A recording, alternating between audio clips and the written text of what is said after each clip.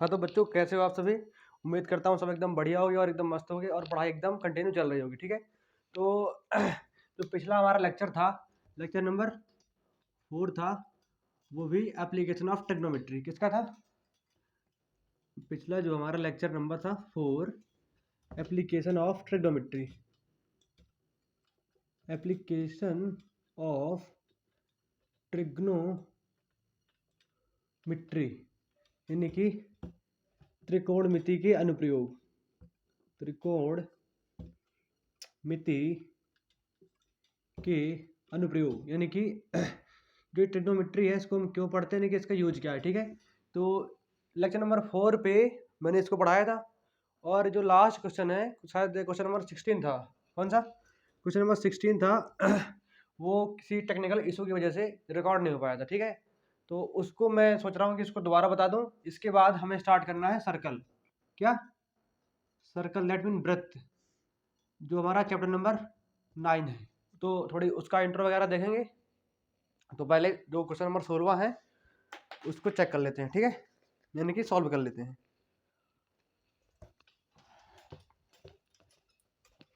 देखो जरा ध्यान से देखना। देखो, ये बोल रहा है कि मीनार के आधार से एक सरल रेखा में एक क्या है, हमारी मीनार है। मीनार को मैं एक स्ट्रेट लाइन मान के चलता हूँ। ठीक है, क्या ये मीनार का ये क्या है, उसका आधार होगा। ये क्या होता है? आधार। मीनार के आधार से एक सरल रेखा में 4 मीटर और 9 मीटर की दूरी पर स्थित दो बिंदु हैं।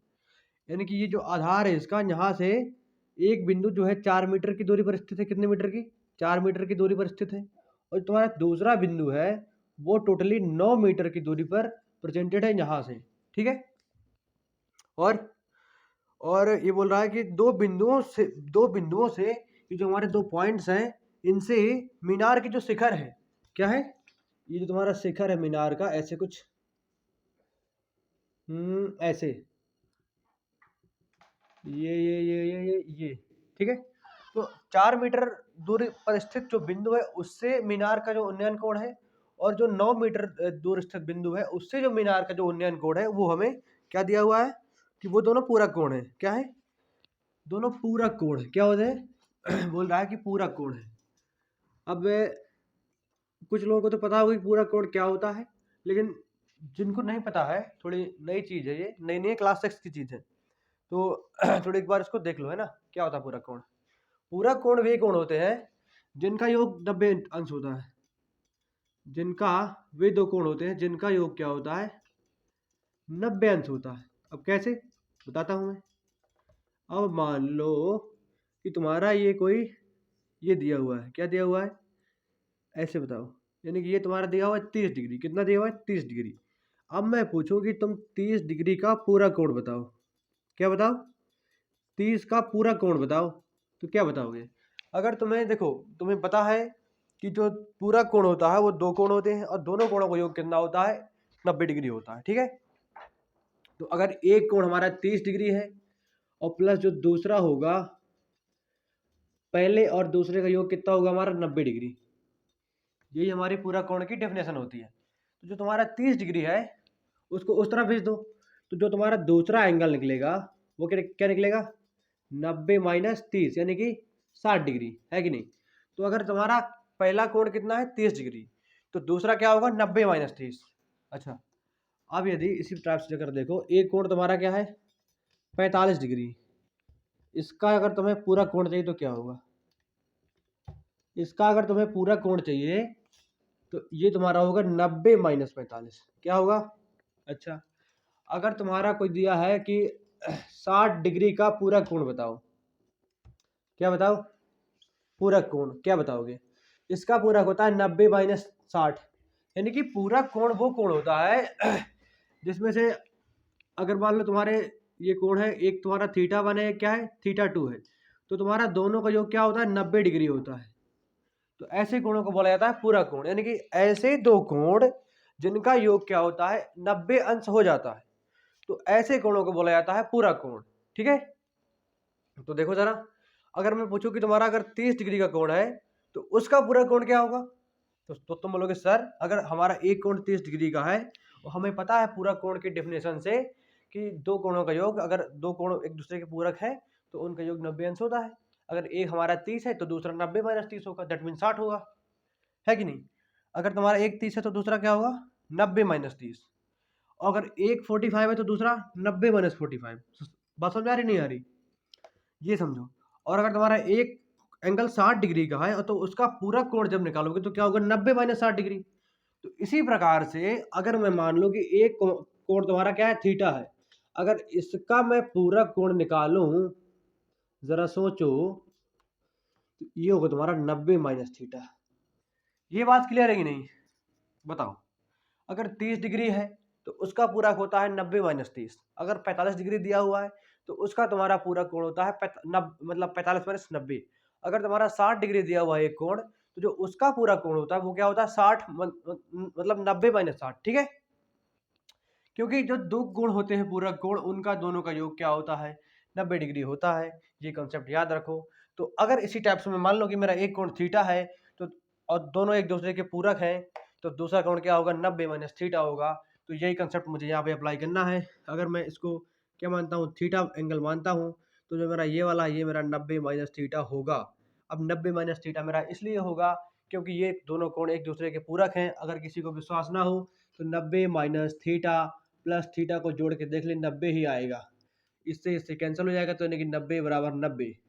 तो इसलिए मैं कह सकता हूँ कि हाँ ये दोनों क्या है मेरे पूरक कोण हैं। ओके, अगर इतनी सी बात क्लियर है तो इसको फटाफट नोट कर लो, this is rough work and ये बेसिक चीज़ें हैं। अगर किसी को अब भी पूरक कोण में दिक्कत हो तो क्लास 6 की मैथ उठाओ और उस पर कौन सा चैप्टर है देख लेना। कोई है 5 वो 8वां 9वां जो भी है देख लेना, उसमें मुझे इतना क्लियर नहीं है। ये समझ में आया ये थीटा और ये 90 माइनस थीटा क्यों आया। फिर वही बात ये बोल रहा है कि दोनों कोण हमारे देखो, ये मीनार है, मीनार से एक स्थिर बिंदु मान लो, इसको ए मान लो, ए बिंदु से जो है इसको मानो डी मान लो, इसको मान लो बी, इसको मान लो सी। तो जो तुम्हारा डी से जो तुम्हारा शिखर से तुम्हारा उन्नयन कोण है वो जो कोण है, और जो तुम्हारा 9 मीटर पर स्थित बिंदु बी से जो उन्नयन कोण है, दोनों का योग दोनों हमारे पूरा कोण है। इसका मतलब दोनों का योग 90 डिग्री है, तो वो मैंने ऐसे मान लिया। अब चलो बढ़ता हूँ इसके सोल्यूशन की तरफ। ओके, अब देखो तो मैं क्या करूँगा इसमें कि मैं अगर कौन सा ट्रायंगल ले लूँ ए डी सी में, यानी कि ये छोटा वाला है कि नहीं ए डी सी। अगर इस पे यानी कि ए डी सी अगर इस पे देखूँ, अगर मैं देखूँ टेन थीटा इक्वल टू, तो इसका फॉर्मूला होता है लंब बटे आधार। लंब क्या है तुम्हारा सी डी। अच्छा एक काम करो इसको एच मान लो, क्या मान लो हाइट को एच मान लो, ठीक है। तो हाइट क्या होगी एच, और आधार क्या होगा तुम्हारा ए सी। ए सी का मान कितना होगा तुम्हें 4 मीटर। तो टेन थीटा इक्वल टू क्या होगा तुम्हारा एच बाई 4। इसको तो मान लो समीकरण नंबर 1 है, मान लो अभी कुछ देर के लिए। फिर तुम ले लो triangle B D and C. Okay, B D and C ले लो तुम। फिर इसमें लगाना है हमें टेन 90 माइनस थीटा। तो इसमें लगाओगे जब तो तुम्हारा आधार पूरा 9 हो जाएगा, लंब हो जाएगा तुम्हारा एच। ओके, तो लंब क्या होगा एच, आधार क्या होगा 9 मीटर। फिर तुम्हें ये पता है कि tan 90 minus theta equal to how much, कितना होता है कॉट थीटा। और क्या tan 90 minus theta equal to होता है हमारा कॉट थीटा। तो cot theta equal to H by 9। Understand, जैसे समीकरण नंबर 2 मान लो इसको। Tan theta equal to H बटे 4 और कॉट थीटा इक्वल टू हमारा आया एच बटे 9। अब एक काम करते हैं, हमें क्या सिद्ध करना है, हमें सिद्ध करना है कि मीनार की जो हाइट है कितनी है 6 मीटर है। ओहो, मतलब मुझे ये प्रूफ करना है कि जो हाइट है वो कितनी आएगी मेरी 6 मीटर आएगी, यानी कि उसका आंसर दे रखा है। ठीक है, तो एक काम करो तुम 1 मल्टीप्लाई 2 कर दो, यानी कि ए समीकरण नंबर 1 का मल्टीप्लाई 2 से जब करते हैं तो दोनों बाएं बाएं पक्ष के दोनों का मल्टीप्लाई कर देते हैं, और दोनों दाएं पक्ष के होते हैं उनका दोनों का मल्टीप्लाई कर देते हैं। ठीक है, तो देखो ये होगा तुम्हारा tan theta multiplied cot theta equal to H बटे 4 मल्टीप्लाई एच बटे 9। कोई दिक्कत नहीं ना। अब देखो टेन थीटा टेन थीटा रहेगा, कॉट थीटा को मैं 1 बटे टेन थीटा लिख सकता हूँ, बिकॉज क्योंकि फॉर्मूला होता है कि cot theta equal to 1 upon tan theta. And tan theta equal to 1/cot theta. तो तुम चाहो तो 10 को कॉट में बदल के काट दो, कटना ही है इसको। ये तुम्हारा हो जाएगा एच स्क्वायर बटे 9×4 = 36। तो तुम्हारा 10 से 10 कैंसिल हो गया। जब इसका तिरक मल्टीप्लाई करवाओगे तो इसका मल्टीप्लाई इससे होगा और वो एच स्क्वायर आएगा, यानी कि एच स्क्वायर इक्वल टू तुम्हारा हो जाएगा क्या, 36। तो एच बराबर तुम्हारा हो जाएगा अंडर रूट का 36, क्या होगा, रूट का 36। तो एच की वैल्यू आएगी तुम्हारी प्लस का और माइनस का 6। अब बोलो सर एच की वैल्यू प्लस का और माइनस का 6 क्यों आती है? तो मैं तुम्हें कई बार बता चुका हूँ कि जब कोई संख्या अंडर रूट में होती है तो जब वो बाहर आती है तो दो फॉर्म में आती है। दो फॉर्म में क्यों आती है? देखो, अगर तुम्हारा +6 गुणे +6 हुआ तो भी तुम्हारा 36 आएगा। अच्छा, अगर तुम्हारा -6 गुणे -6 हुआ तब भी तुम्हारा प्लस का 36 आएगा, है कि नहीं? इस तरह आएगा नहीं आएगा, क्योंकि ये माइनस से माइनस कैंसिल हो जाता है, तो भी तुम्हारा 36 आएगा। तो तुम ये कैसे कर सकते हो कि जो तुम्हारा 36 है ये मतलब +6 का स्क्वायर लिखा हुआ है, यानी कि अगर तुम्हारा ये कैसे बोल सकते हो कि तुम्हारा +6 मल्टीप्लाई +6 लिखा हुआ है, या -6 मल्टीप्लाई -6 लिखा हुआ है। फिर मैंने इससे 6 बाहर ले लिया, तो मैं मानूंगा कि +6 भी हो सकता है और -6 भी हो सकता है। तो मेरा आएगा प्लस का भी 6 और माइनस का भी 6, क्योंकि हो सकता है ना कि -6 × -6 इक्वल टू प्लस का 36 हो जाए, और +6 × +6 वो भी 36 होता है। तो ये नहीं कह सकते ना कि कौन सा आप प्लस वाला है कि माइनस वाला है, ठीक है। तो हालांकि ये पता है कि जो हाइट होती है, लंबाई होती है, यानी कि जो ऊंचाई होती है वो क्या होती है, निगेटिव नहीं होती। तो इसलिए निगेटिव नहीं होती, इसलिए क्या करते हैं कि हम एच को पॉजिटिव लेंगे, ओके, प्लस का 6। तो यही मुझे प्रूफ करना था, तो अतः लिख दो, अतः एच कितना हो गया, 6, यानी कि जो मीनार की ऊंचाई है, मीनार की ऊंचाई वो कितनी है तुम्हारी, 6 मीटर। सिंपली है, नोट कर लो इसे, एकदम सिंपल सा क्वेश्चन था। मैंने लास्ट में इसको बता भी दिया था, बट वो रिकॉर्ड नहीं हो पाया था, कुछ दिक्कत आ गई थी। हो गया, ओके।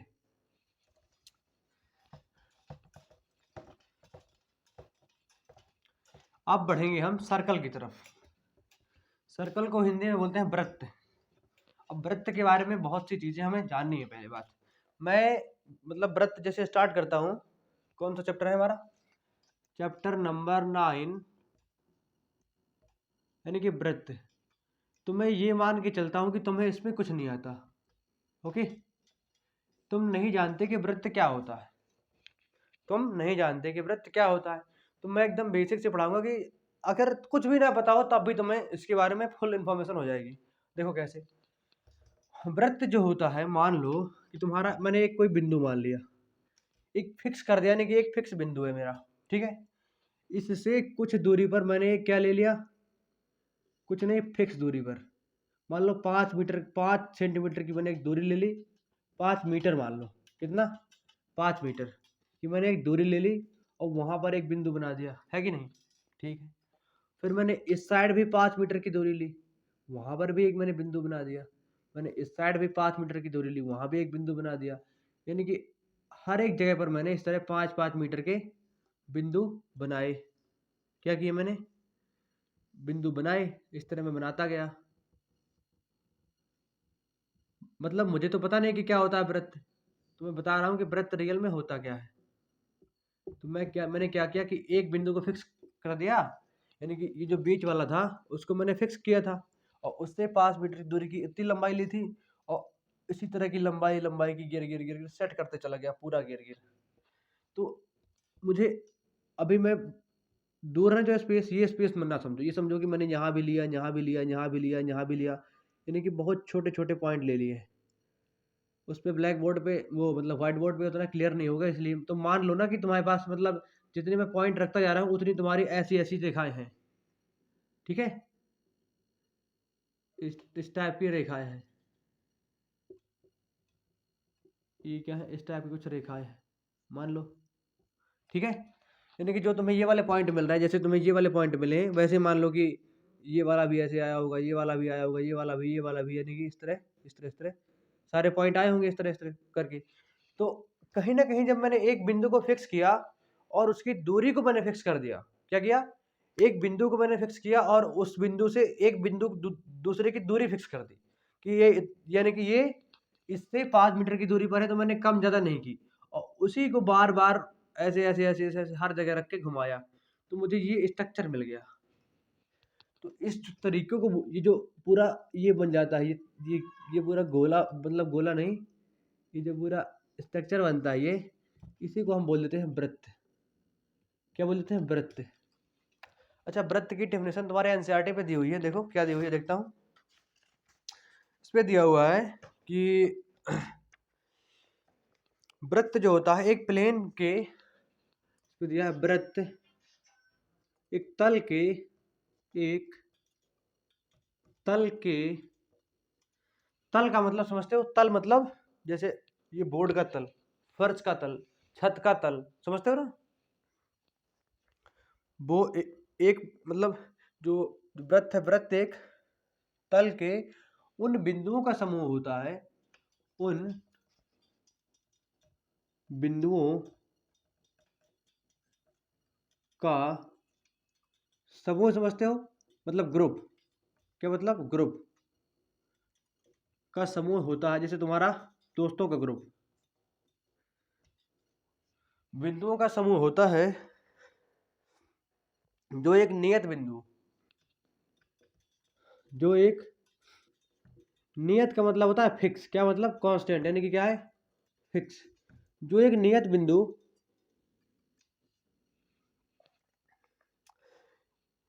उस नियत बिंदु को हम लोग बोलते हैं केंद्र। क्या बोलते हैं?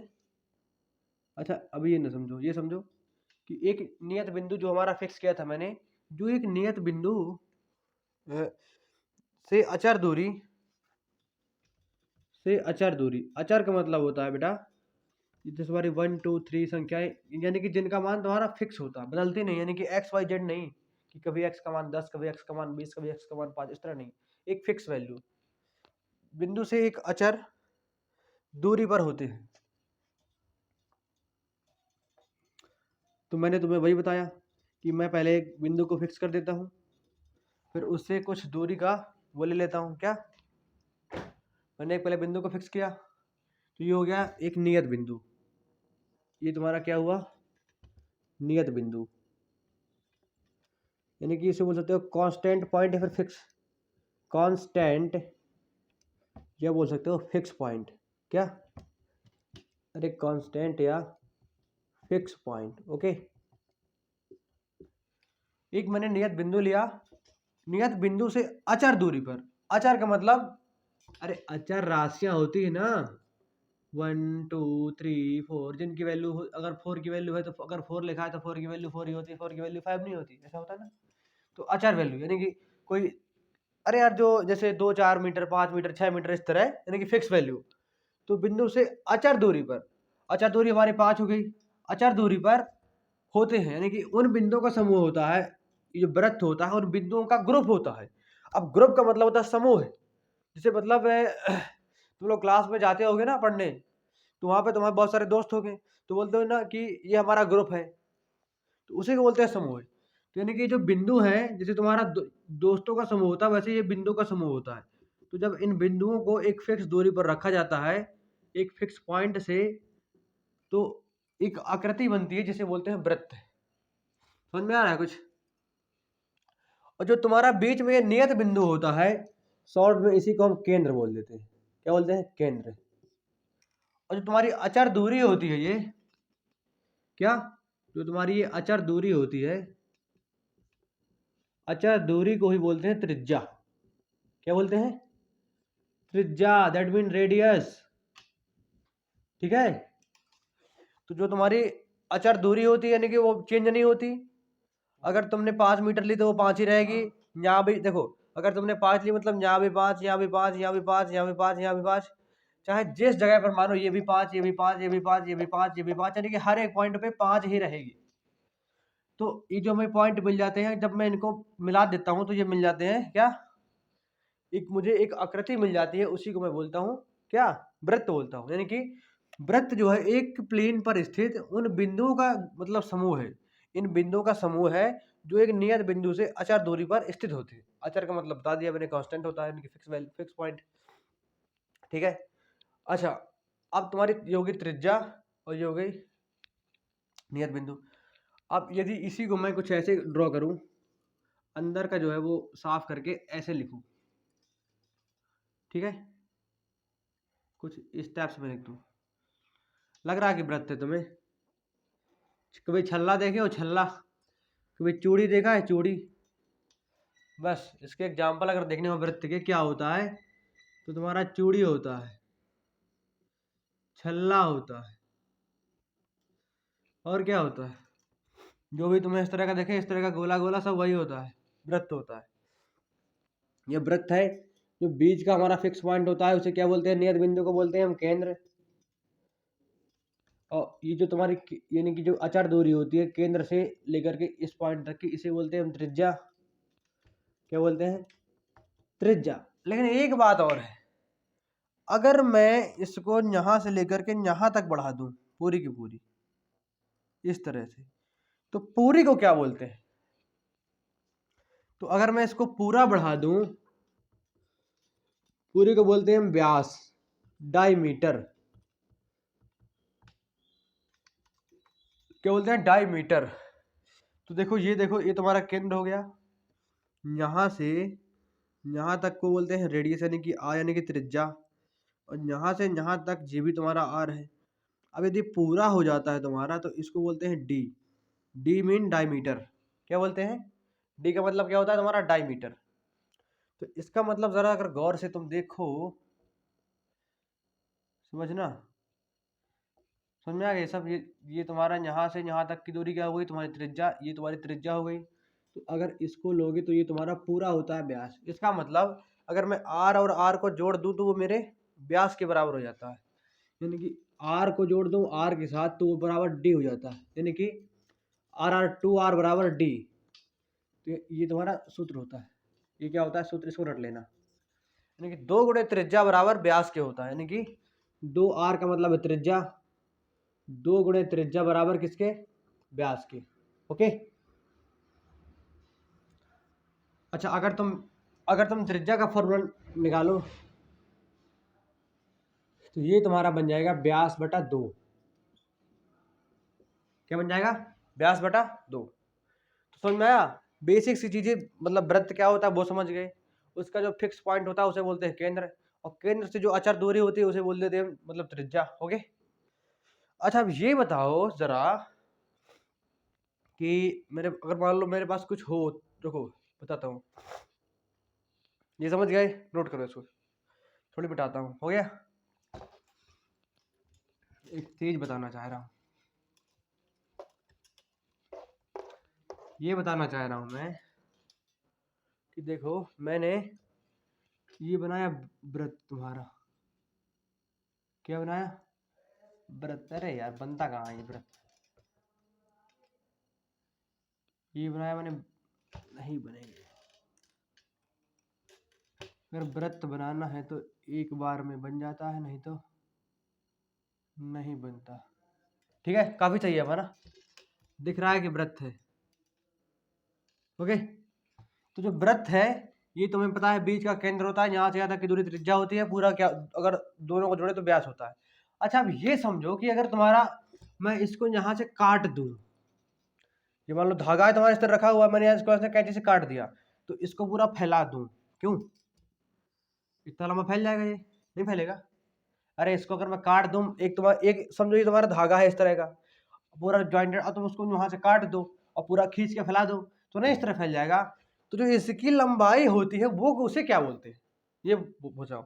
तो जो तुम्हारी पूरी इसकी जो लंबाई होती है घेर की, मतलब कि चारों तरफ जो फैला हुआ है ये धागा, की जो तुम्हारी ये टोटल लंबाई होती है इसको बोला जाता है परिधि। क्या बोलते हैं?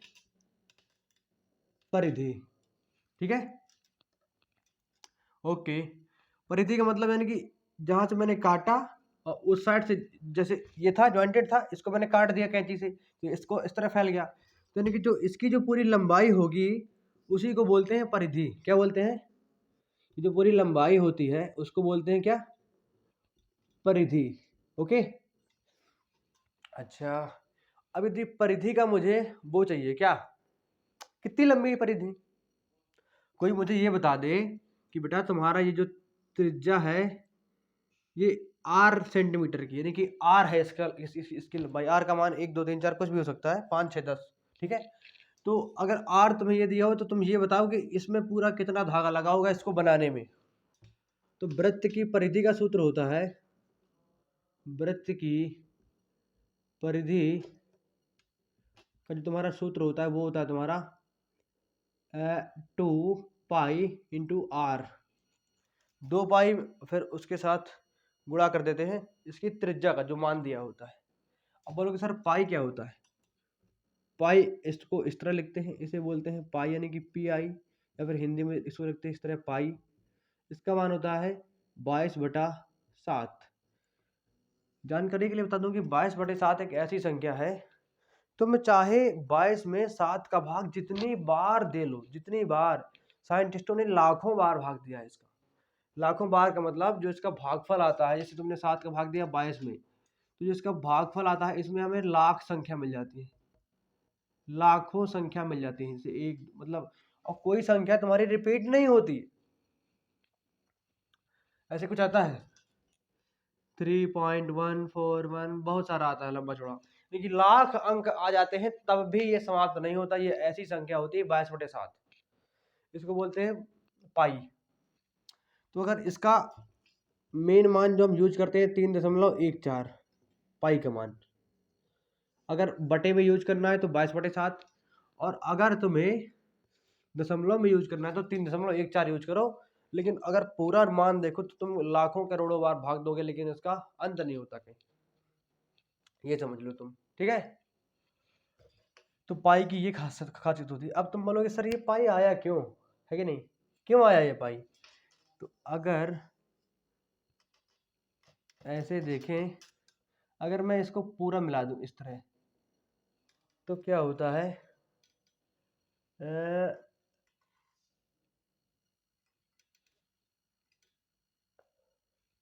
अगर ज़रा गौर से देखो तो इनका कुछ रिलेशन होता है। जैसे तुम्हारी ये है ना, यहाँ से लेकर के यहाँ तक की जो तुम्हारी लंबाई होती है, ये वाली ये शायद तुम्हारी 22 होती है, और जो इसकी रेडियस होती है ये वाली, ये शायद 7 होती है।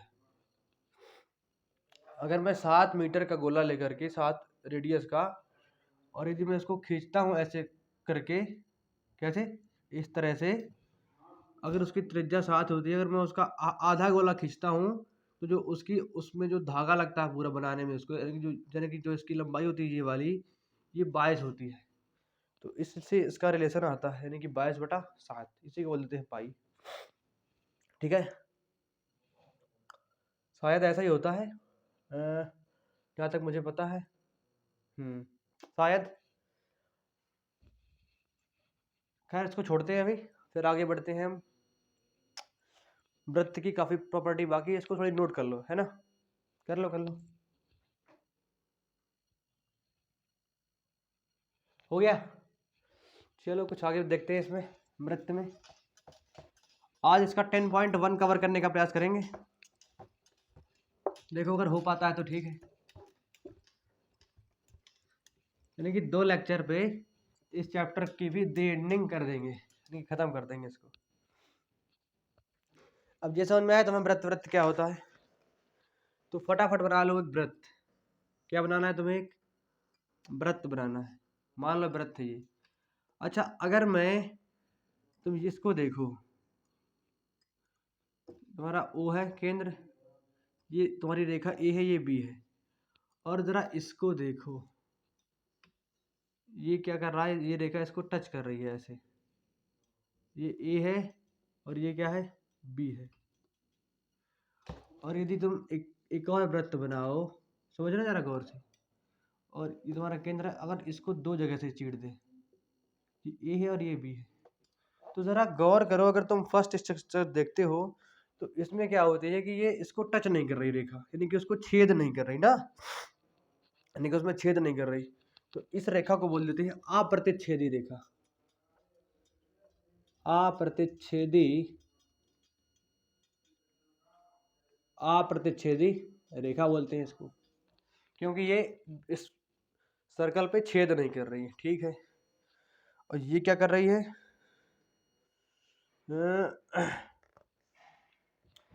ये क्या कर रही है, इसको केवल छू रही है। क्या बोल रही है, इसको स्पर्श कर रही है ना। स्पर्श का मतलब होता है छूना, क्या होता है, टच करना उसको। तो ये क्या कर रही है, इसको टच कर रही है, यानी कि सर्कल को ये रेखा केवल केवल टच कर रही है, इसलिए इस रेखा को बोल देते हैं हम स्पर्श रेखा, क्योंकि ये केवल स्पर्श कर रही है, कि इसको बोल देते हैं स्पर्श रेखा। ओके, अच्छा, ये इसमें दो छेद कर दे रही है रेखा, है कि नहीं, तो इसलिए इसको बोलते हैं छेदक रेखा। क्या बोल देते हैं, छेदक रेखा। अब ये समझने का मतलब क्या है, क्यों है ये, तो तुम्हें समझ में आया कि स्पर्श रेखा क्या होती है। इसको जरा नोट करो फटाफट, कुछ इंटरेस्टिंग बात बताऊंगा मैं,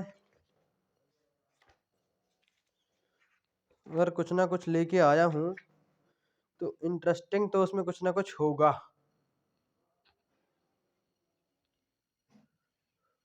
हो गया,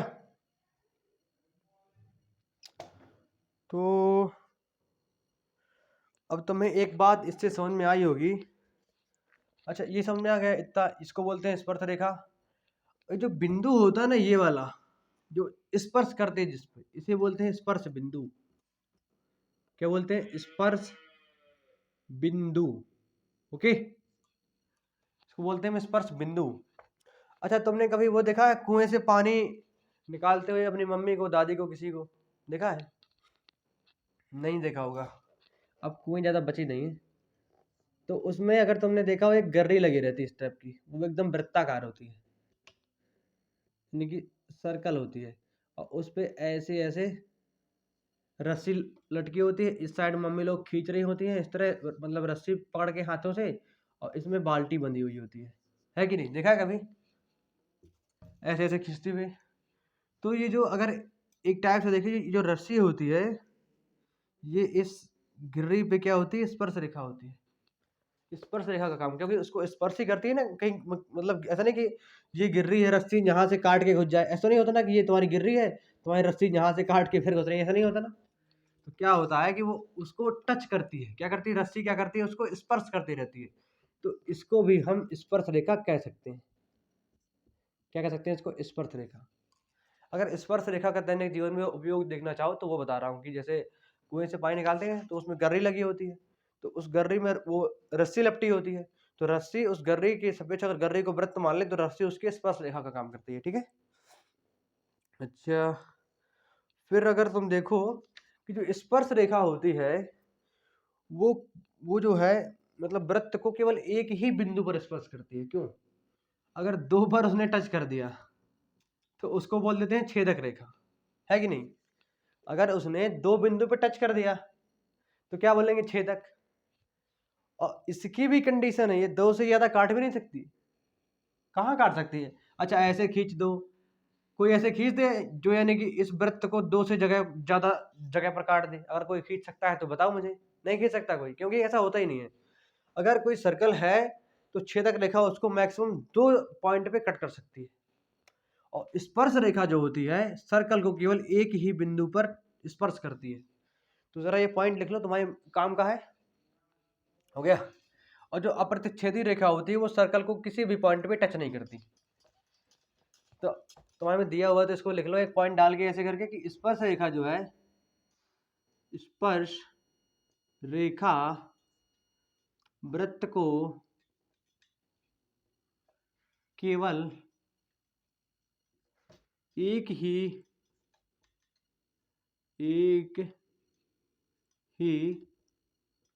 बिंदु पर स्पर्श करती है। ओके, स्पर्श रेखा जो है हमेशा एक वृत्त को एक ही बिंदु पर स्पर्श करती है। चाहे ये वाले स्पर्श रेखा खींच दो तो ये स्पर्श करेगी, तो करेगी एक बेटा एक ही बिंदु पर, ऐसे करेगी तो एक ही बिंदु पर।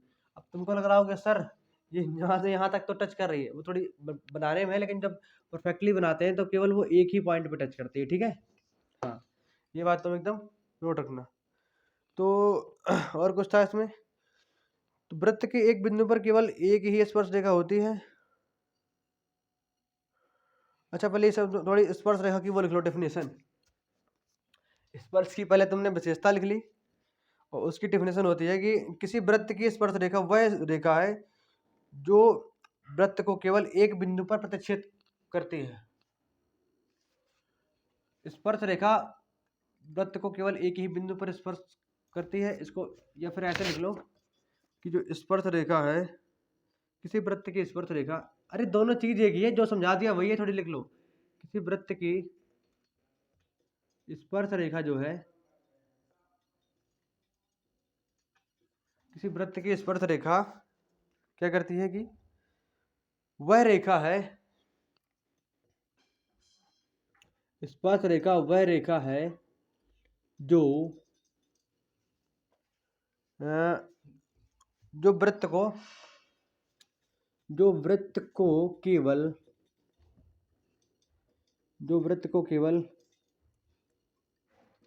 एक ही बिंदु पर प्रतिच्छेद करती है, एक ही बिंदु पर प्रतिच्छेद करती है। आया समझ में? अरे यार ये लिख लो चाहे ये लिख लो, एक ही बिंदु पर स्पर्श करते हैं यानी कि छूती है, चाहे ये लिख लो कि एक ही बिंदु पर प्रतिच्छेद करती है, बात दोनों सेम है।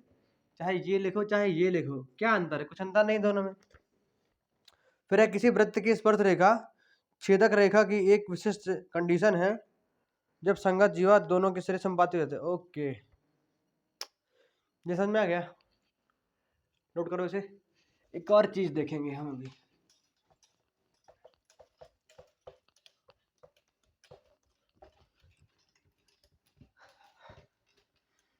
एक और चीज जो है वो देखोगे क्या?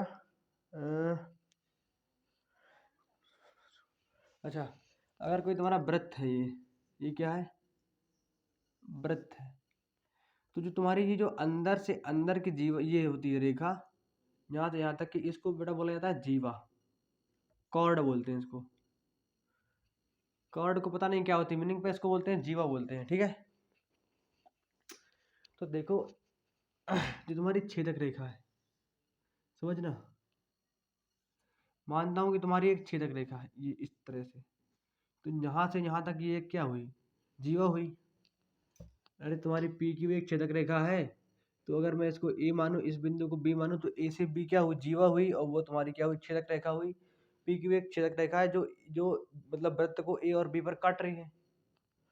अच्छा, अगर मैं इसी छेदक रेखा को हल्का हल्का हल्का हल्का, ये पॉइंट है, इसको मैं हल्का हल्का हल्का हल्का खिसकाते हुए लेके आऊँ, ऐसे सारे, ऐसे समझना। अगर मैं इसको हल्का हल्का ऐसे ऐसे ऐसे ऐसे ऐसे ऐसे खिसकाते हुए लेके आता हूँ, ऐसे ऐसे ऐसे ऐसे, तो कहीं ना कहीं मुझे ये वाली रेखा प्राप्त होगी। नहीं समझ में आया? अरे इस पॉइंट को फिक्स रखो, इसको नीचे ले आओ खिसका के, तो ये एक बार क्या करेगी कि ऐसे आएगा, एक बार कुछ यहाँ पर खिसक के आएगा ये बिंदु, फिर एक बार करोगे तो कुछ ऐसे आएगा, ये वाला बिंदु खिसक के तुम्हारा यहाँ पे आएगा। नहीं आ रहा समझ में? नहीं आ रहा? आ रहा होगा। अब एक बार और करोगे तो तुम्हारा ये वाला बिंदु खिसक के यहाँ आ जाएगा, फिर एक बार और किया तो ये वाला बिंदु खिसक के तुम्हारा सीधा यहीं आ जाएगा, ठीक है? तो इसका मतलब ये है कि जहाँ पर तुम्हारा ये जो तुम्हारी रेखा जो है, ये जो तुम्हारी जीवा होती ए बी, ये धीरे धीरे धीरे छोटी हो रही है ना, पहले इतनी बड़ी थी, फिर इतनी हुई, फिर इतनी हुई, फिर इतनी हुई, फिर बिंदु के आकार की हो गई, और उसी पर एक स्पर्श रेखा होती है, ठीक है? तो क्वेश्चन ये बोल रहा है वो सॉल्यूशन कि किसी वृत्त की स्पर्श रेखा छेदक रेखा की एक विशिष्ट कंडीशन होती है। पहले क्या थी तुम्हारी छेदक रेखा? छेदक से धीरे कम होते होते होते होते वही रेखा स्पर्श बन गई। पहले 2 पॉइंट पे छेद कर रही थी, ए बी पे, फिर छोटी हुई, फिर ऐसे आ गई, फिर और छोटी हुई वही रेखा, फिर और छोटी हुई, फिर वही रेखा एक टाइम पर ऐसी हुई कि उसको केवल छू बस पा रही है, यानी कि क्या कर रही है? केवल ओनली टच कर रही है ये, ऐसे। देखो है तो रेखा ना वही ये, है कि नहीं? पॉइंट बी था पहले, ए भी तुम्हारा बी पर ही आ गया है। आया समझ में किसी को? नहीं आया? अरे यार, ये तुम्हारा एक वृत्त है, ये भी तुम्हारी एक रेखा जो तुम्हारी छेदक रेखा है, उसको जैसे ऐसे किया, ये पॉइंट यहाँ खिसक के आया, फिर यहाँ आया, फिर यहाँ आया, फिर यहाँ आया, यानी कि जो तुम्हारी स्पर्श रेखा है छेदक रेखा की ऐसी स्थिति होती है। इसको पहले लिख लो, मैं लिखता हूँ फिर समझाता हूँ। देखो, किसी वृत्त की स्पर्श रेखा, किसी वृत्त की स्पर्श रेखा, किसी वृत्त की स्पर्श रेखा जो है छेदक रेखा की एक विशिष्ट दशा है।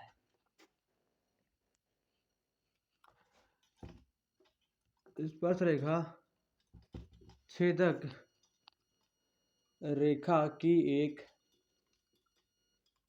विशिष्ट दशा है, ये कंडीशन है, विशिष्ट दशा है जब जब संगत जीवा के दोनों सिरे संपाती हो जाएं। जब संगत जीवा के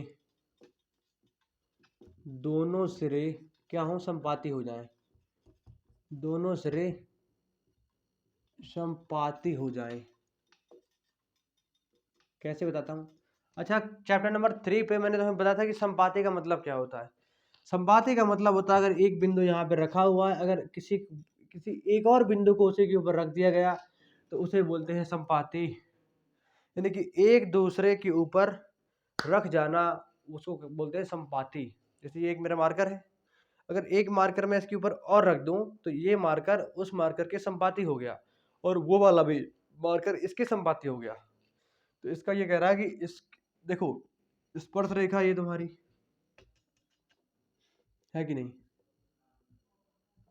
और ये क्या है तुम्हारी छेदक रेखा है कि नहीं। तो ये बोल रहा है कि तो जो तुम्हारी स्पर्श रेखा है वो छेदक रेखा की एक विशिष्ट कंडीशन है। पहले थी छेदक, छेदक की ही एक स्थिति है स्पर्श रेखा। छेदक थी, पहले इसने दो पर काटा, फिर धीरे धीरे जब ऐसे कम आती गई आती गई आती गई आती गई तो धीरे धीरे ये बिंदु जो है, जो तुम्हारा बिंदु ए है ना, ये वाला ये पहले वहां से यहाँ आया, फिर यहाँ आया, फिर यहाँ आया है, फिर एक टाइम ऐसा आया है कि ये वाला बिंदु खिसक के वहीं पहुंच गया है। यानी कि ए और दो बिंदु क्या दो हो गए हैं कि बी के ऊपर ही ए बिंदु चढ़ गया है, तो इसको बोल देते हैं संपाती। यानी कि ए जो है किसके, बी के क्या है, संपाती है, तो उसको बोल देते हैं कि ए किसके, बी के संपाती है। अरे सिंपल सी बात है भाई, एक वृत्त की स्पर्श रेखा जो है छेदक रेखा की एक कंडीशन होती है। जब ये जो जो तुम्हारी जीवा है इसको क्या बोलते हैं, जीवा हो गई तुम्हारी ए से बी, जीवा क्या हुई तुम्हारी ए से बी। जब संगत जीवा के दोनों सिरे, एक सिरा ए और एक सिरा बी, एक दूसरे के संपाती हो जाते हैं, यानी कि एक दूसरे के ऊपर हो जाते हैं, तो ए तुम्हारा खिसकते खिसकते खिसकते खिसकते बी के ऊपर आ जाता है, तो वही ये बोल रहा है डेफिनेशन। अगर अब भी क्लियर नहीं है तो फिर नहीं होगा कभी जीवन में, बता दिया हूँ। करो इसे फटाफट नोट कर लो, मैं कुछ आगे बता रहा हूँ, ठीक है।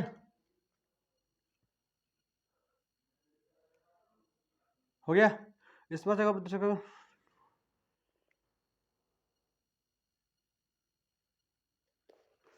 अच्छा, ये जो तुम्हारा बिंदु होता है इसे क्या बोलते हैं, था ना कि इसको स्पर्श बिंदु बोलते हैं। अरे यार, वृत्त का अवनिष्ठ बिंदु और स्पर्श रेखा का, देखो ये इसकी डेफिनेशन ये है कि स्पर्श रेखा और वृत्त के उभनिष्ठ बिंदु को स्पर्श रेखा और वृत्त के उभयनिष्ठ बिंदु को, वृत्त के उभयनिष्ठ बिंदु को स्पर्श रेखा का उभयनिष्ठ बिंदु और उसका उभयनिष्ठ बिंदु, उभयनिष्ठ का मतलब जो दोनों में कॉमन है। मैच खेलते हो कभी, उसमें कॉमन होता है प्लेयर, हम लोग जब खेलते तब ऐसा होता था।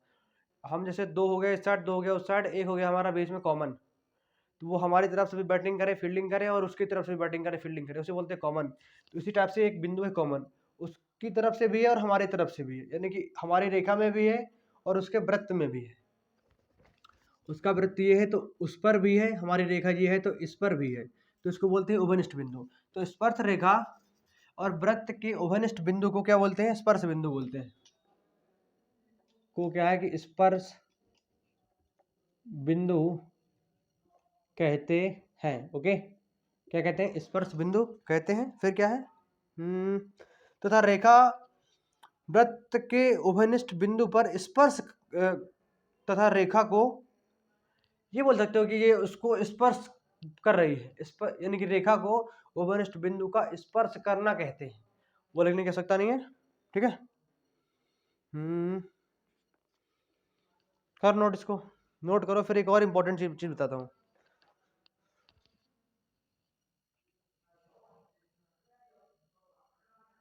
हो गया? अरे यार तुम नोट करने में ध्यान दो, इधर ध्यान हो गया। चलो भाई,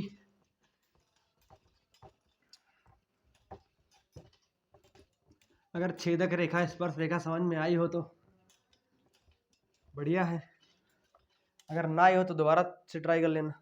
एक और देखो।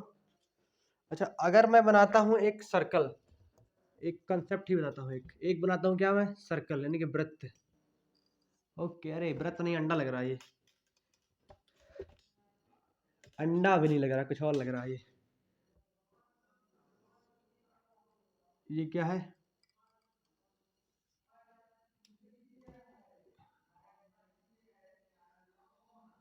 ये तुम्हारा क्या है? ये वृत्त है तुम्हारा, ओके। ये इसका केंद्र बिंदु है। अगर मैंने एक स्पर्श रेखा खींची, क्या क्या, क्या खींची? पटरी नहीं है ना मेरे पास, पटरी है, इसको एक पटरी के भांति यूज करूंगा, ठीक है। अगर मैंने इसमें एक क्या खींची, स्पर्श रेखा, ठीक है, एक ऐसी रेखा मैंने खींची जो इसको स्पर्श कर रही है, ओके। फिर मैंने इसके समांतर एक और रेखा खींची, देखना, इसके समांतर जो है कि मैंने एक और रेखा खींची, ये वाली, ओके। दोस्तों ठीक है, अब हाथ से खींचता हूँ। एक और मैंने खींची जो इसके समांतर है, ऐसे। फिर मैंने एक और खींची जो इसके समांतर है। फिर ये खींचो तो ये इसके समांतर हो गई, ये जो है ये इसके समांतर हो गई, ओके। ये समांतर हो गई इसके, और फिर ये इसके समांतर हो गई। और इसको जब मैं खींचता हूँ, ये भी मतलब टच करते हुए ये जा रही है। अच्छा, ये समझ में आया? तो ये तुम्हारी स्पर्श रेखा है, ये तुम्हारी क्या है, स्पर्श रेखा है। छेदक रेखा की एक क्रिटिकल कंडीशन होती है। और ये भी तुम्हारी क्या है, एक स्पर्श रेखा है। क्या है? स्पर्श रेखा। और ये तुम्हारी बीच की जो सारी संख्या रेखाएं हैं वो क्या है, छेदक रेखाएं हैं। क्या है? छेदक रेखा है, यानी कि जो तुम्हारी एक छेदक रेखा, अगर एक वृत्त की बात करें तो जो तुम्हारी एक छेदक रेखा होती है उसकी अधिकतम 2 समांतर रेखाएं हो सकती हैं। अगर मैं इसकी बात करूं, इस वाली रेखा की, तो इसकी समांतर स्पर्श रेखा कितनी है? ये तो हो गई छेदक खुद, इसकी एक हो गई इस साइड वाली जो इसके समांतर है, वो हो गई स्पर्श रेखा। और देखो ये नहीं, ये नहीं, ये वाली है, तो ये भी हो गई उसकी समांतर और भी स्पर्श रेखा। तो एक वृत्त में, लिख लो, एक वृत्त में, एक वृत्त में क्या है, एक छेदक रेखा की, एक छेदक रेखा की अधिकतम, अधिकतम क्या, छेदक रेखा की 2 समांतर स्पर्श रेखाएं होती हैं, स्पर्श रेखाएं होती हैं। अगर मैं केवल ये लाइन लिखवा देता तो तुम्हें दिक्कत होती। अब ऐसे तुम देख सकते हो कि एक हमारी ये रेखा है छेदक, इसकी एक स्पर्श रेखा ये है, और ये नहीं है, इनको मानो ये तुम्हारी सारी छेदक है, ये दूसरी स्पर्श रेखा दी हुई है। तो एक वृत्त में एक छेदक रेखा की समांतर 2 स्पर्श रेखाएं हो सकती हैं या फिर होती हैं, ओके। तो यही एस्पेक्ट वो दिया गया डिसीजन की स्पर्श रेखा जो है छेदक रेखा की एक विशेष स्थिति है, वो हो गया। स्पर्श रेखा और वृत्त की उभयनिष्ठ बिंदु को स्पर्श भी हो गया।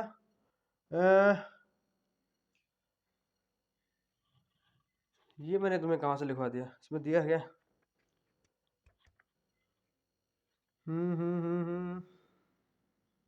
ये लगा कि एक छेदक रेखा के समांतर वृत्त की अधिक से अधिक रेखा की अधिकतम, यहाँ पे लिख लो, रेखा की अधिकतम जो है 2 समांतर रेखाएं हो सकती है।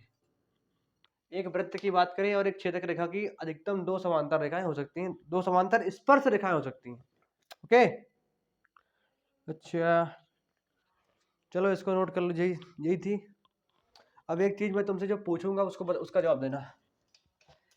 किसी ने भी इतने में से जो सारे के सारे पढ़ रहे हैं, बहुत भोले वाले बच्चे हैं, अभी नए नए बच्चे हैं, तो हालांकि आधुनिक वर्ल्ड से हैं, तो ये बताएं कि तुमने कभी वो देखा है साइकिल का पहिया देखा हुआ? सर साइकिल का पहिया, तो सर पक्का आप वृत्त की बात कर रहे हो, है ना? ओके, समझ गए। हाँ, ये है, ये क्या है तुम्हारा? ये बन गया योर, दैट्स योर। ओहो, ये क्या हो, साइकिल के पहिए में एक चीज लगी होती है जिसको बोलते हैं तिल्ली। क्या बोलते हैं? तिल्लियां बोलते हैं इसको। ओके, बहुत घनी होती है, मैं इसको समझने के लिए ऐसे बना रहा हूँ, ठीक है? अभी हल्की हल्की ऐसी बना रहा हूँ, ठीक है? मैंने ऐसे इसको बना दी,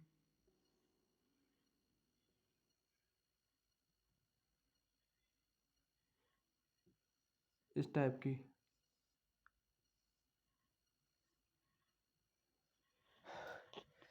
ये पहिया तुमने देखा, साइकिल का पहिया है, किसी का भी पहिया हो, तो अगर तुमने गौर से देखा हो कि जब वो रोड पे चलता है, रोड पे ना चले, कहीं पर रखा भी हो, ऐसे ऐसे, क्या कहीं पर रखा भी हो, तो ज़रा गौर से देखो, जो तुम्हारा प्लेन होता है ना, कि जो भूमि होती है, उस पर कहीं ना कहीं अगर देखो तो जो तीली होती है नीचे, वो उसके लंबवत फील होती है। सर लगा करता है, मान लो हमारा जो एक लाइन मैंने यहाँ पे खींच दिया ऐसी, ये रास्ता हो, तो इसको देखूं तो ये भी मुझे लंबवत दिखाई दे रहा है, नहीं लग रहा कि ये तिल्ली इसके लंबवत है?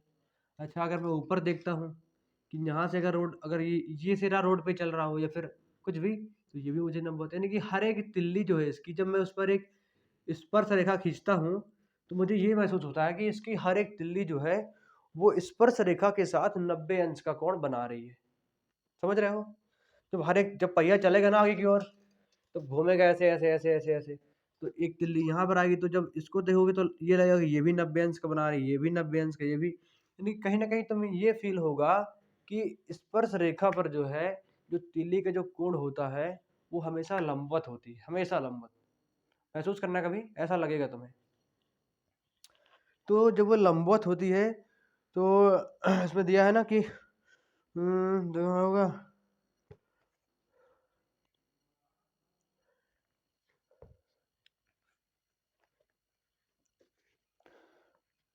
हमें ऐसा लगता है कि जो हमारी त्रिज्या होती है, जो तीली वो क्या हुई, त्रिज्या हुई, तो त्रिज्या जो है हमेशा स्पर्श रेखा पर, स्पर्श रेखा पर जो है लंब प्रतीत होती है, नहीं, ऐसा मुझे लगा करता है, लंब प्रतीत होती है। अगर आप में भी किसी को लगता है तो बताएंगे सर, आई विथ यू, ठीक है? मुझे भी ऐसा लगता है, या फिर मैं आपके साथ हूँ, ठीक है? तो इसी से रिलेटेड एक थ्योरम आ गई, कोई साइंटिस्ट रहा होगा, उसने दे दी, उसने थ्योरम दे दी कि वृत्त के किसी बिंदु पर स्पर्श रेखा स्पर्श बिंदु से जाने वाली जो त्रिज्या पर लंब होती है, उसने दे दी थ्योरम। अब जब उसने दी है तो हमें प्रूफ करनी पड़ेगी। हो गया, ये तो ऐसे ही समझाने को बताया था। मेन कंसेप्ट जो है वो थ्योरम प्रूफ करनी थी कि आखिर थ्योरम क्यों आई। साइंटिस्टों को ये फील हुआ होगा कि यार ये लंबवत दिखाई देती है, तो इसको थोड़ी प्रूफ किया जाए, या फिर जो पढ़ाएगा उससे प्रूफ करवाया जाए। तो मैं पढ़ाने आ गया तो मैं प्रूफ करूंगा।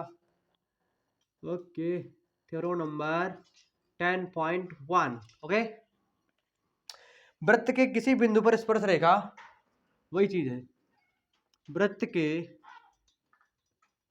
किसी बिंदु पर स्पर्श रेखा, मान लो कोई वृत्त का कोई, पहले इसको लिख लो, वृत्त के किसी बिंदु पर स्पर्श रेखा, स्पर्श बिंदु से, स्पर्श रेखा जो है स्पर्श बिंदु से जाने वाली, स्पर्श बिंदु से जाने वाली त्रिज्या पर लंब होती है, त्रिज्या पर लंब होती है,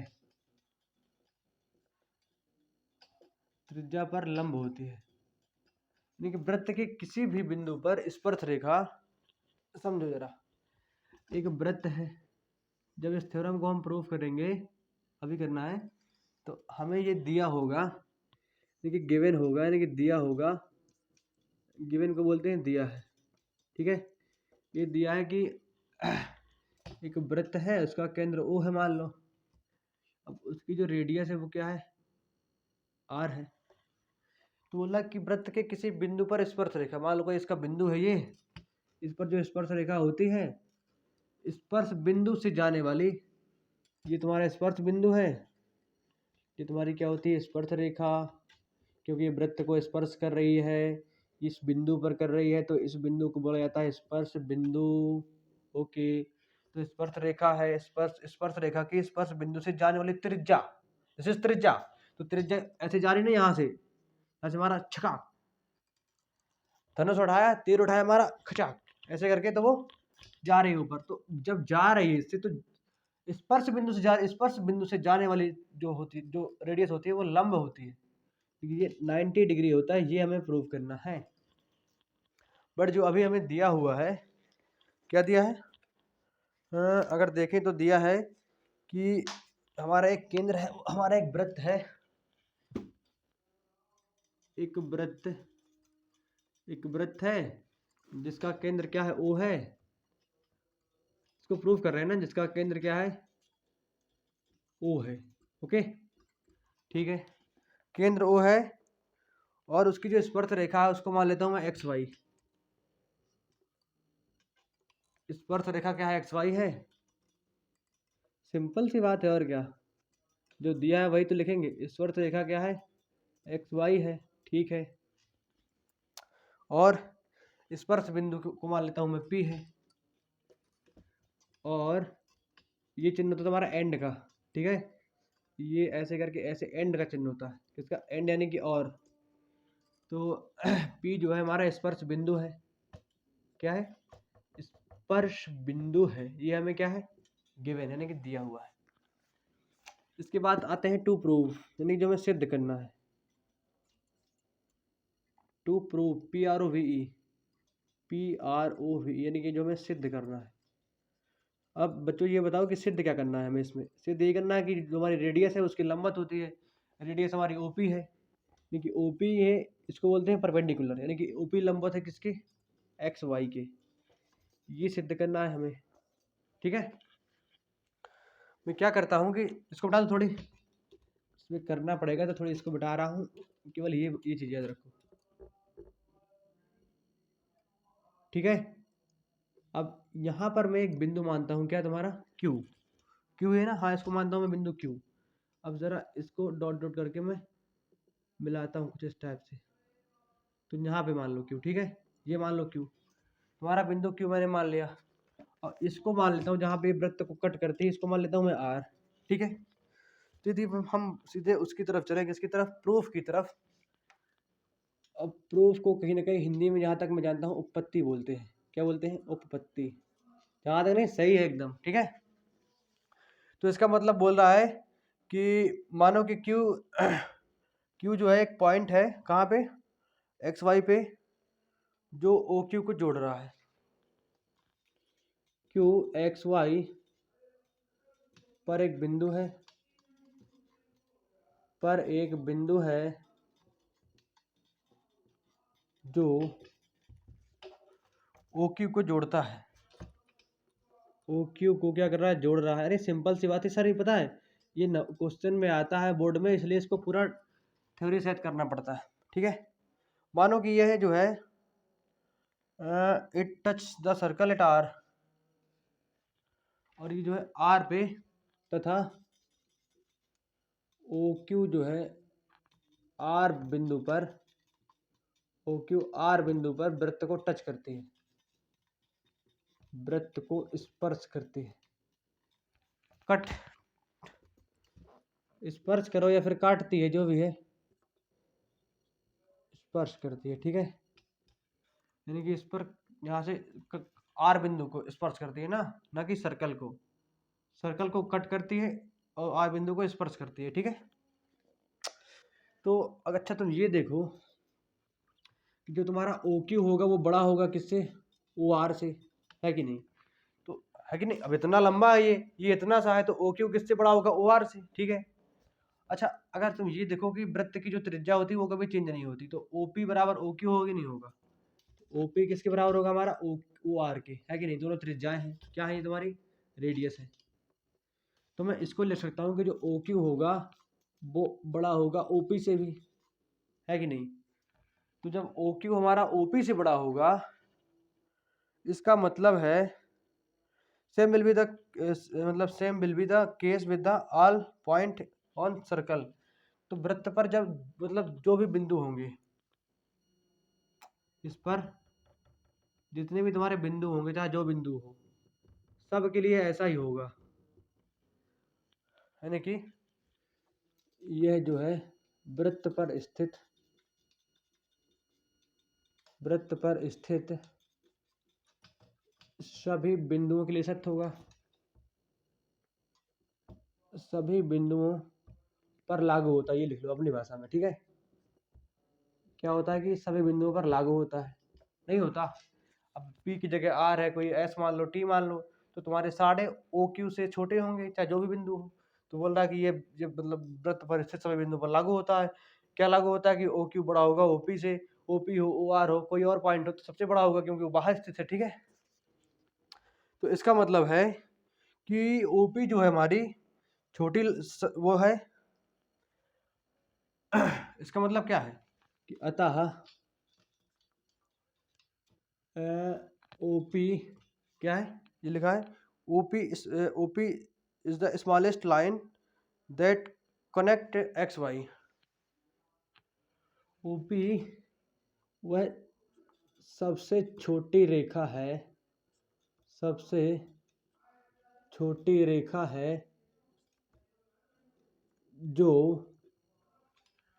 एक्स वाई से एक्स वाई को मिलती है कि नहीं। सबसे छोटी होगी क्योंकि ये ओपी सबसे छोटी है, जब यानी कि ओपी सबसे बड़ी है, तो इसका मतलब ओपी सबसे छोटी होगी जो एक्स वाई पे मिलती है। और जो सबसे छोटी रेखा होती है, फिर लिखा था स्मॉलेस्ट लाइन इज परपेंडिकुलर, और सबसे छोटी रेखा जो है लंबवत होती है। क्या है कि लंबवत होती है, जब लंबवत होती है, अतः कि ओपी जो होगा वो परपेंडिकुलर होगा किस पर, एक्स वाई पर, हैंस प्रूव्ड, ठीक है। करो इसको नोट, समझ में ना आए तो वीडियो थोड़ी पीछे करो फिर देखो। ओ क्यू बड़ा है ओपी से, यानी कि ओपी सबसे बड़ी रेखा है, तो इसका मतलब ओ क्यू सबसे छोटी है, और सबसे छोटी जो होती है वो लंबवत होती है, तो इसलिए OP is perpendicular to X Q, नहीं एक्स वाई है ना, एक्स वाई, ओके। नोट कर लो फटाफट, कर लो भैया नोट। अब बढ़ेंगे हम, अब बढ़ेंगे जीत की तरफ। इसका अर्थ ये है कि 10 वो, यार चैप्टर नंबर 9 नहीं था यार, चैप्टर नंबर 10 था, बताया क्यों नहीं। चैप्टर नंबर 9 तो हमारा था एप्लीकेशन ऑफ डेरिवेटिव, वो है यार एप्लीकेशन ऑफ ट्रिग्नोमेट्री। तो 10 था हमारा सर्कल, उसको ठीक कर लेना, ठीक है, ओके। अब मैं बताऊंगा तुम्हें 10.1, सिंपल है।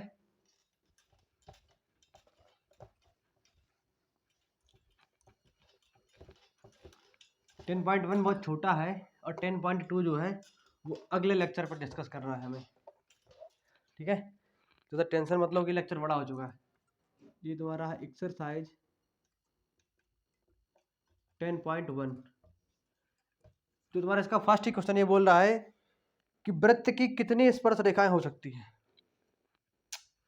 अरे भाई अगर तुम्हारा वृत्त है तो तुम इसके हर एक बिंदु पर स्पर्श रेखा खींच सकते हो, ऐसी ऐसी ऐसी ऐसी ऐसी ऐसी, यानी कि वृत्त पर जो है वृत्त पर अपरिमित रूप से, यानी कि जिसको काउंट भी नहीं कर सकते, अपरिमित रूप से अनेक स्पर्श रेखाएं हो सकती हैं, क्योंकि अनेक बिंदु हो सकते हैं, स्पर्श रेखाएं हो सकती हैं। ठीक है, अपरिमित रूप से अनेक वृत्त है, खींच लो। हर एक पॉइंट पे तो मैंने नहीं खींची, मैंने तो केवल 4-5 पॉइंट पे ही खींची है। हर एक पॉइंट पे खींचोगे तो अपरिमित रूप से अनेक आ जाएंगी। फिर जो तुम्हारा क्वेश्चन नंबर सेकंड है, सेकंड का फर्स्ट देखो, ये क्या बोल रहा है।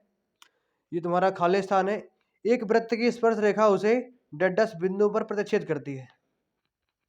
अगर एक वृत्त है, उसकी स्पर्श रेखा उसको कितने बिंदु पर करेगी, अगर स्पर्श रेखा है इसका मतलब उसको टच करेगी केवल, तो एक वृत्त की स्पर्श रेखा उसे केवल एक ही बिंदु पर स्पर्श कर सकती है। एक वृत्त की स्पर्श रेखा वृत्त को, क्या था खाली स्थान, वृत्त की स्पर्श रेखा उसे एक बिंदु पर, वृत्त की स्पर्श रेखा है उसे कितने बिंदु पर स्पर्श कर सकती है। एक पे ही होना चाहिए इसका, तो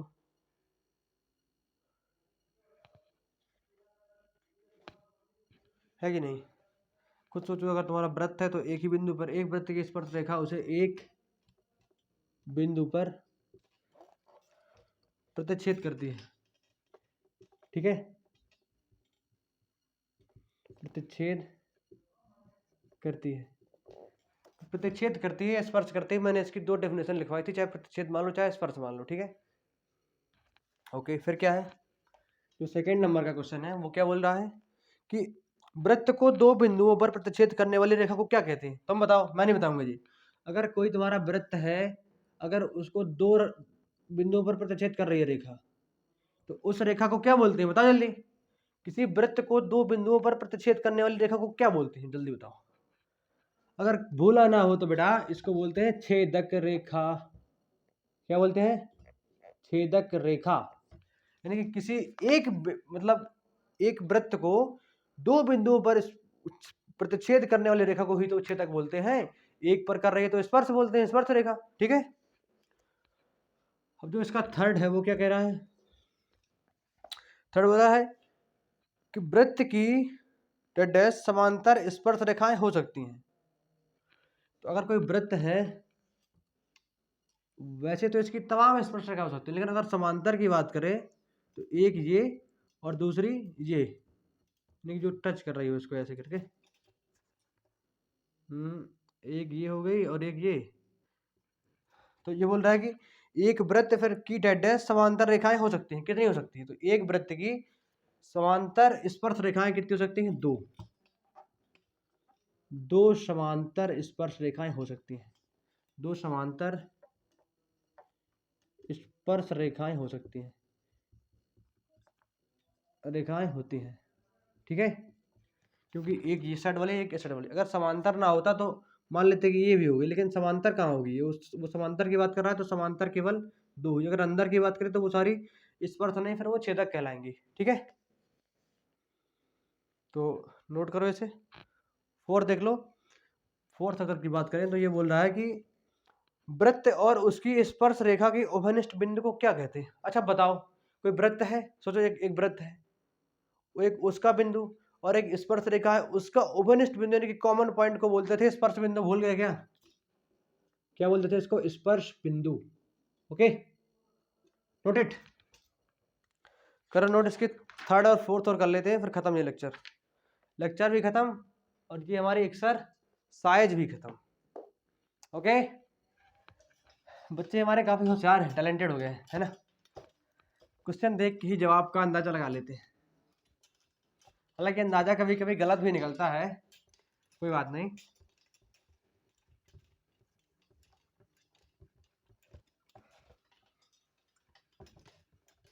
ठीक है, तो फिर तो हम बढ़ेंगे क्वेश्चन नंबर 3 की तरफ। This is question number 3, you can see this question. 3 है तो तुम्हारा क्वेश्चन ये बोल रहा कि 5 सेंटीमीटर त्रिज्या वाला एक वृत्त है कोई। एक पहली बात तो एक वृत्त बनाओ जिसकी त्रिज्या तुम्हें लेनी है 5 सेंटीमीटर। ओके, ले ली मैंने वृत्त, ये हमारा ओ है पॉइंट। फिर एक वृत्त के स्पर्श बिंदु P पर ये कोई स्पर्श रेखा होगी इस तरह की, स्पर्श बिंदु ये होगा, ये है P पर, P स्पर्श रेखा PQ, ये क्या है PQ हो गई तुम्हारी। केंद्र O से जाने वाली रेखा से Q पर इस प्रकार मिलती है। अरे यार ये क्या है ना कि ये इससे इस प्रकार मिल जाती है। ठीक है, मिल गई। फिर क्या है, तो बताओ कि OQ तुम्हारा दिया हुआ है कितना, 12 सेंटीमीटर दिया। अरे तो पूछ रहा है तुमसे PQ बताओ। अरे याद करो पाइथागोरस थ्योरम, याद है किसी को? अगर किसी को याद है ये पाइथागोरस थ्योरम तो जरा देखो, ये तुम्हारा क्या हुआ, आधार, ये लंब, ये कर्ण। तो मैंने बताया था कि कर्ण का वर्ग बराबर लंब का वर्ग प्लस आधार का वर्ग।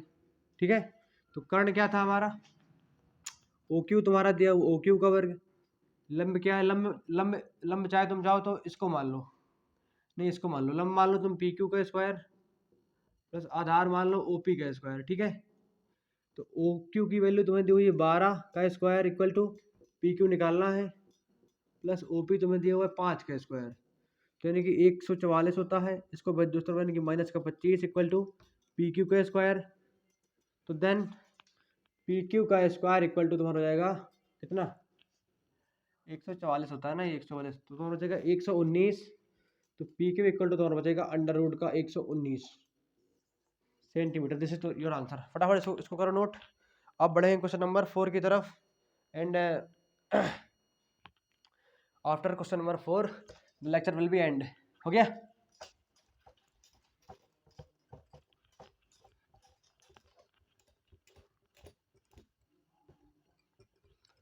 एकदम लास्ट क्वेश्चन, क्वेश्चन नंबर 4 देखो, ये क्या बोल रहा है तुम्हारा, ये बोल रहा है कि एक वृत्त खींचिए और उस पर दी गई एक समांतर रेखा की 2 रेखाएं खींचिए और उसमें से एक स्पर्श रेखा और दूसरी क्या हो, छेदक रेखा हो। खींच सकते हैं आराम से, सिंपल सिंपल सी बात है। देखो क्या करना है तुम्हें कि एक बनाओ फटाफट, वो बनाओ वृत्त। बोल रहा है एक वृत्त खींचो, मैंने खींच लिया वृत्त, इसका केंद्र मैंने मान लिया O। फिर क्या बोल रहा है, एक मैं यहाँ पे लिख लो कि मैंने एक वृत्त बनाया, मैंने एक वृत्त बनाया जिसका केंद्र O है, जिसका केंद्र क्या है, O है। ठीक है, जिसका केंद्र O है, और बोला ना कि एक दी गई रेखा के समांतर, तो ये मान लो एक रेखा मान लो जो तुम्हें दी हुई है, इसको मान लो तुम AB। ठीक है, क्वेश्चन द्वारा बोल रहा था कि एक वृत्त खींचिए और एक दी गई रेखा के समांतर, तो जो हमारी दी गई रेखा है वो AB है, तो लिख लो AB दी गई रेखा है। AB क्या है तुम्हारी, दी गई रेखा है। ठीक है, फिर क्या बोल रहा है कि हमें क्या करना है कि एक रेखा इसके, फिर क्या बोला क्वेश्चन, बोल रहा है कि एक ऐसी रेखा मतलब एक वृत्त खींचिए और एक दी गई रेखा के समांतर 2 ऐसी रेखाएं खींचिए कि उनमें से एक स्पर्श रेखा और दूसरी छेदक रेखा हो। तो क्या करते हैं कि इसमें से जब इसके समांतर जब रेखा खींचनी है तो एक खींचनी है हमें स्पर्श वाली, एक खींचनी है छेदक वाली। तो सिंपली खींच सकते हो यार, कुछ नहीं इसमें। ये तुम्हारा है, काम करो इसको यहाँ पे रख के चांदा एक वो प्रकार ऐसे चाप लगाओ, ऐसे करके कुछ कुछ इस टाइप का चाप लगेगा जब लगाओगे ऐसे करके, ऐसे तो एक पॉइंट ये बनेगा, एक पॉइंट ये बनेगा। अब यहाँ से ऐसे चाप लगाओगे, यहाँ से ऐसे, यानी कि ये ऐसे कटेगा, ये ऐसे कटेगा, कहीं ना कहीं फिर इसको जब ऐसे मिलाओगे तो तुम्हारा ऐसे मिल जाएगा। ठीक है, तो जब तुम्हारा ये मिल जाए तो क्या करना है कि एक तुम्हारी क्या हो स्पर्श, एक क्या हो छेदक, तो इसके समांतर तुम्हें एक रेखा ये खींच देनी है, तुम्हारी होगी स्पर्श रेखा, क्या होगी स्पर्श रेखा, और एक खींच दो इसके समांतर नीचे से, तो ये हो गई तुम्हारी छेदक रेखा। इसमें क्या है, सिंपल सा क्वेश्चन था। हो गया। और तो ठीक है, फिर मिलते हैं अगले वीडियो पे अपने, और आप लोग बने रहिए हमारे साथ, ठीक है।